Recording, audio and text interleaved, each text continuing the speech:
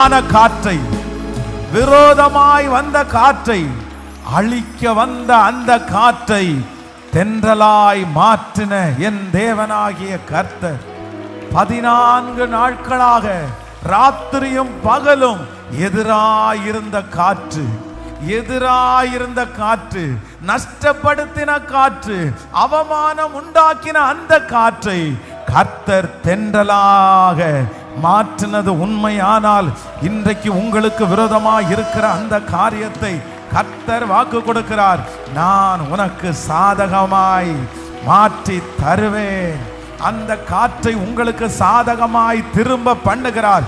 இதோ உங்களுக்கு விரோதமாய் ஆரம்பித்த அந்த காற்று, உங்களுக்கு விரோதமாய் ஆரம்பித்த அந்த பிரச்சனை உங்க பக்கத்துல வரும்போது அது தென்றலாய் மாறுகிறது, அது சமாதானமாய் மாறுகிறது.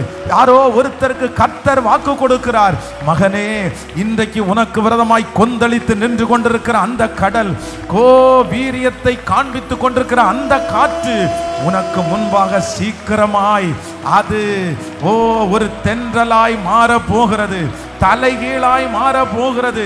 நம்புறவங்க கரங்களை தட்டி கர்த்தரை. Thank you, Jesus.